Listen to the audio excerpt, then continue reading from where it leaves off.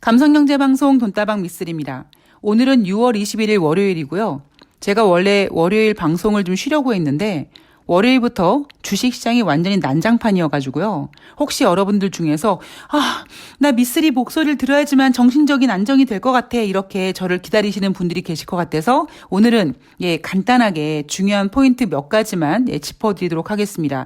이렇게 주식시장이 난장판인데 무슨 영상은 얼어 죽을매 그죠? 자, 6월 18일 금요일 뉴욕 증시 점검을 할 텐데요. 3대 지수 모두 하락했습니다. 다우지수는요. 월요일부터 금요일까지 5일 연속 주례장창 하락했습니다. 많은 주식 투자 분들께서 최소한 다우지수는 금요일날 반등 정도는 하겠지라고 예상을 했는데 그 예상을 과감하게 깨고 다우지수조차 반등하지 못하고 하락했으며 3대 지수 모두 하락했습니다. 이럴 때마다 슬쩍 나오는 멘트가 있죠. 6월 18일 금요일 뉴욕 증시는 하락했는데요. 이날 미국은요. 내만의 날이었습니다. 그런데 미국은요. 우리나라처럼 이렇게 파생시장이 현물시장을 뒤흔드는 이런 일들이 자주 일어나지 않습니다. 그냥 6월 18일 뉴욕 증시가 하락했는데 올라가지 않고 하락하니까 핑계를 그냥 그렇게 갖다 댄 겁니다.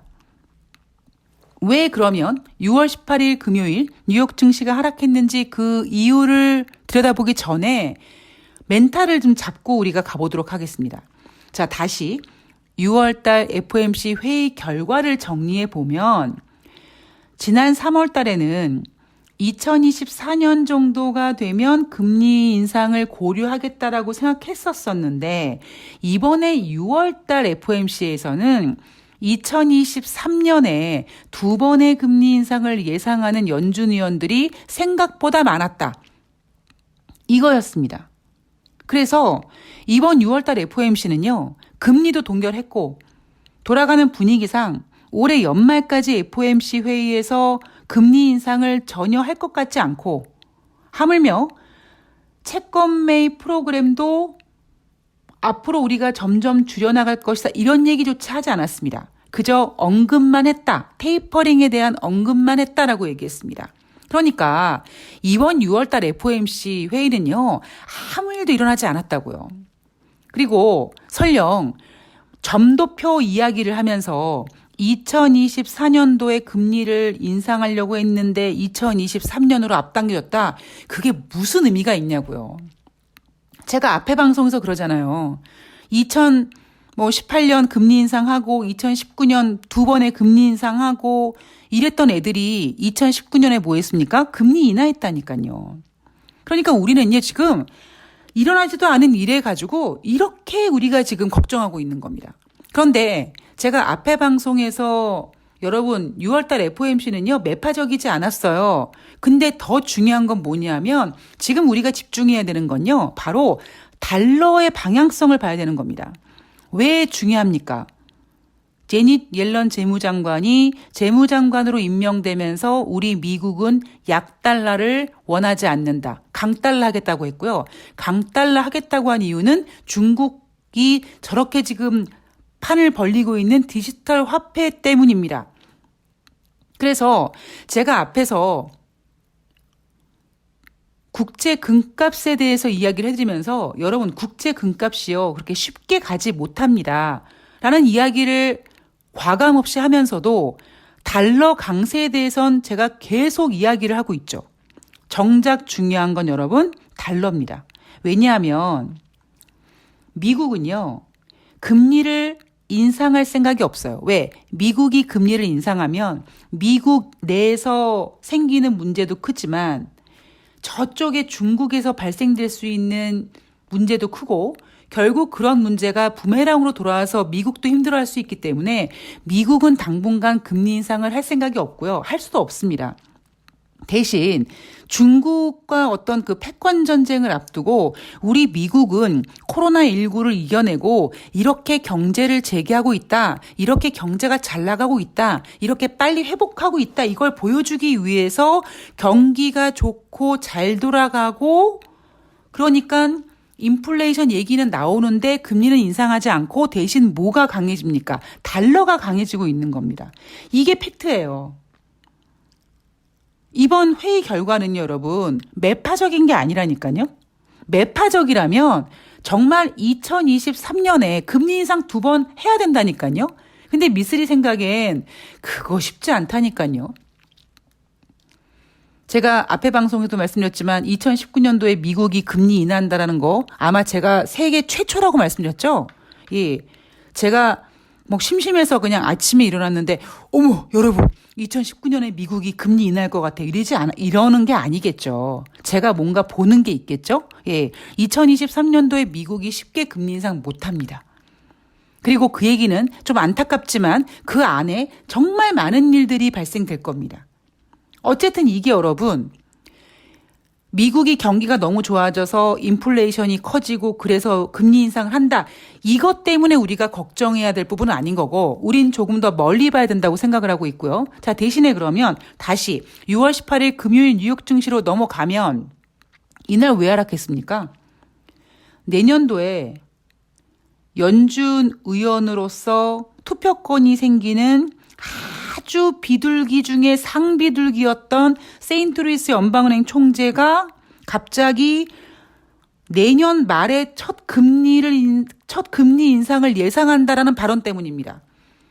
더 환장하게 있는 건 뭐냐면 미니애폴리스 연방은행 총재도 한마디 했거든요. 나는 2023년까지도 금리 인상 원하지 않는다. 그 얘기는 야 무슨 6월달 FOMC 회의에서 얘기했던 뭐 23년도에 무슨 금리 인상 2번이야. 아니야. 2024년도까지 넘어가 봐야 돼. 이렇게 얘기한 거거든요. 여러분, 연준은요. FED가 세인트루이스 연방은행 총재 혼자서 투표합니까? 혼자서 다 해먹습니까? 뭐 미니애폴리스 연방은행 총재 혼자서 다 해먹습니까? 제롬 파월 연준 의장이 혼자서 북치고 장구치고 다 하나요? 아니거든요.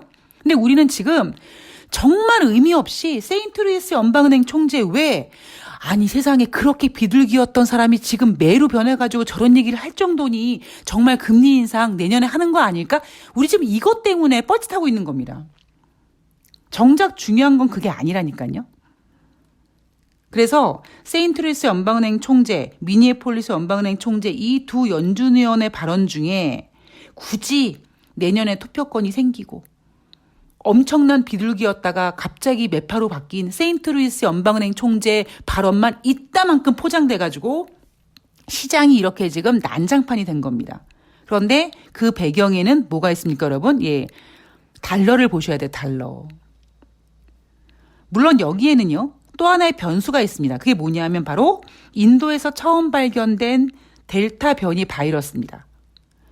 이게요, 감염력이 강하고 중증 질환 위험이 높다고 하죠.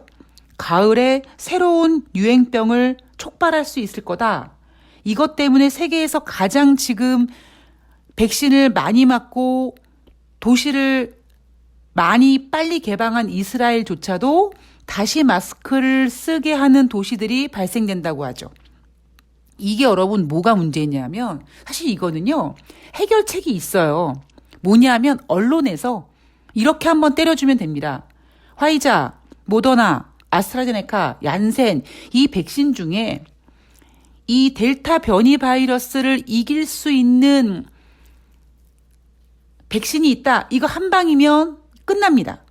그런데 이것도 지금 뭐 WHO에서 검증하고 확인하고 있겠지만 사실 이거보다 더 무서운 게 뭐냐면 우리는요. 지금 전 인류가 코로나19 백신의 효력과 어떤 그 효력 기간이라든가 이런 거에 전 인류가 마루타가 돼서 지금 임상 실험자가 되고 있다고 했잖아요. 그 얘기는 앞서 말씀드리지만 이 백신이 얼만큼 몇 개월 정도 효력이 있는지 모른다라는 겁니다. 그런 상황에서 이제 가을이 되면 우리가 1년에 한 번씩 독감 주사를 맞는 것처럼 이제 늦가을, 초겨울 정도가 오면 만약에 이 델타 바이러스 내지는 혹은 또 이 델타 바이러스, 변이 바이러스가 또 다른 변이 바이러스를 양상할 수 있다고 제가 몇 번을 말씀드렸죠. 이런 식으로 계속 얘네가 꿈틀꿈틀거리면서 지네들이 막 진화하고 이런 상태에서 우리는 변이 바이러스와 그리고 지금 우리가 접종받고 있고 접종을 받을 예정인 그 백신들이 얼만큼 효력이 이어갈지 이거를 우리가 진짜 고민을 해봐야 된다고 저는 생각을 합니다. 자, 이번 주 이슈 간단하게 보면은요. 제가 여러분 2주 전에 주식시장에서 가장 화두가 됐던 이슈는 바로 소비자 물가 지수였고요. 소비자 물가 지수였고요. 지난주 같은 경우에는 바로 6월달 FOMC입니다. 6월 21일부터 6월 25일 사이에 가장 핵심되는 아마 경제 지표는 5월달 개인소득, 개인 소비가 될 겁니다. 물론 기존 주택 매매, 신규 주택 매매도 발표될 거고요. 6월달 마켓에서 발표하는 PMI 제조업 지표, 서비스업 지표도 발표가 될 거고요. 미국의 1분기 GDP, 6월달 캔자스 시티 제조업 지수, 5월달 도소매 내구재도 발표가 될 겁니다. 그런데 최근 돈다방 미스리에서 이런 얘기 자주 해드리잖아요. 3월달 이후에 미국에서 발표되는 경제 지표가 고고싱하고 계속 올라가는 게 아니라 꺾여서 진행하고 있다. 자, 그렇다면 이번에 5월달 개인 소비, 개인 소득, 혹은 6월달 마켓 PMI라든가 이 발표되는 지표들 있잖아요. 이런 지표들이 전월 대비 부진하라든가 이런 상황이 되면 인플레이션 우려감 떨어집니다. 그럼 세인트루이스 연방은행 총재가 내년 연말에 금리 인상해야 된다? 아, 내가 미친 소리 했구나 할 수도 있습니다. 우리가 더 걱정해야 되는 건 뭐냐? 바로 꺾이는 경제 지표여야 된다. 이거를 봐야 된다고 생각을 합니다.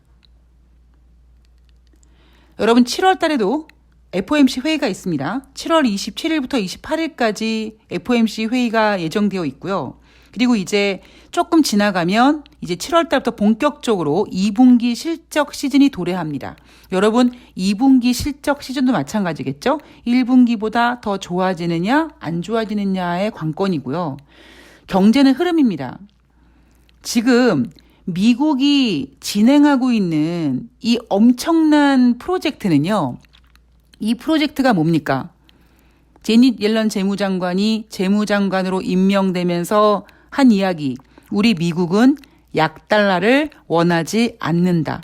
그래서 미국은 금리를 인상하지 않으면서 미국 경제는 좋아진다고 얘기하고 달러 가격이 강세를 보이고 있습니다.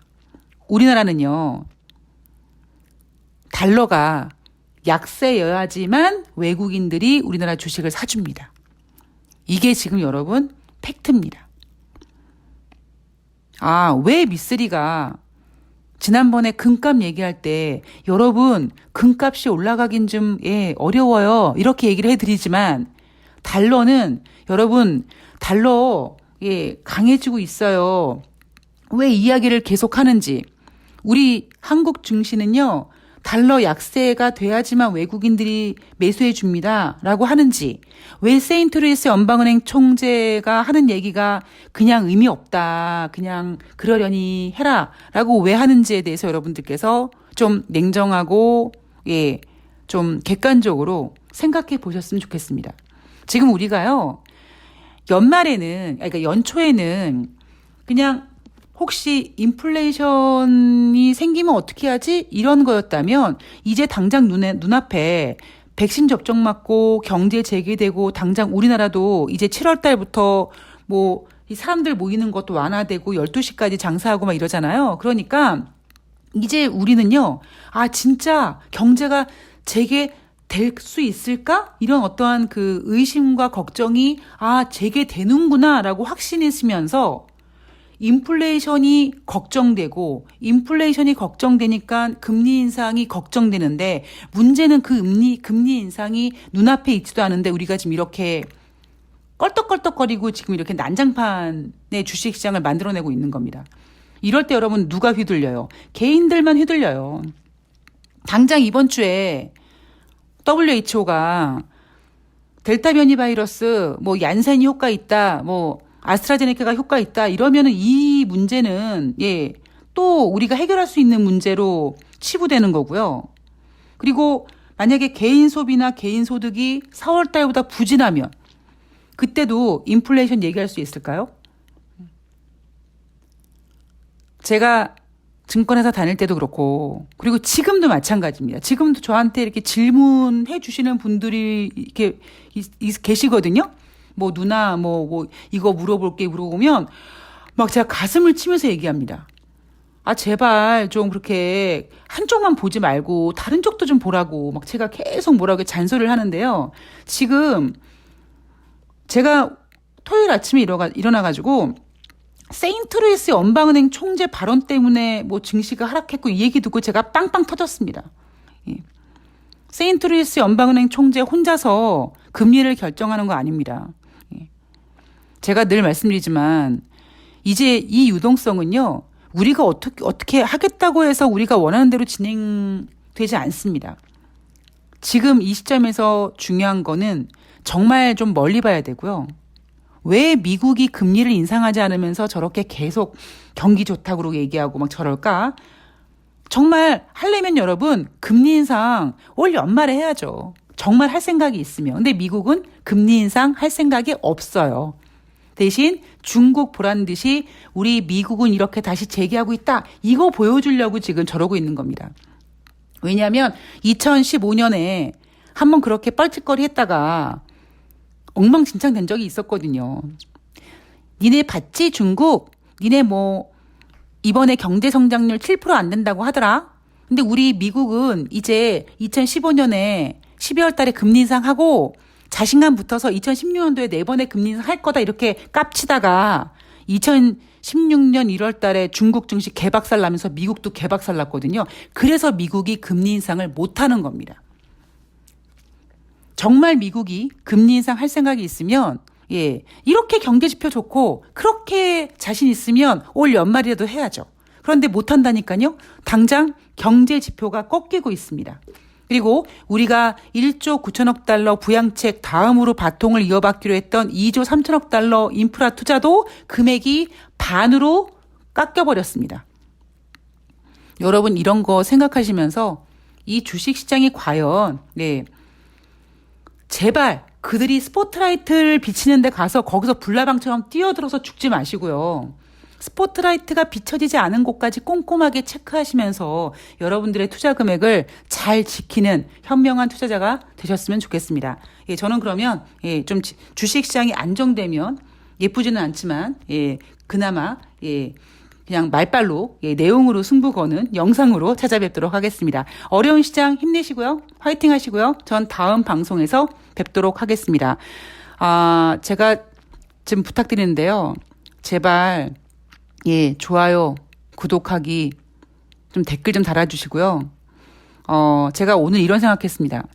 6월 말까지 유튜브 구독자 700명 안 되면 그냥 방송을 내려놓을까? 이런 고민까지 할 정도로 제가 요즘에 방송할 맛이 안 납니다. 여러분들께서 저에게 힘을 좀 넣어주셨으면 좋겠습니다. 저는 다음 방송에서 뵐게요. 고맙습니다.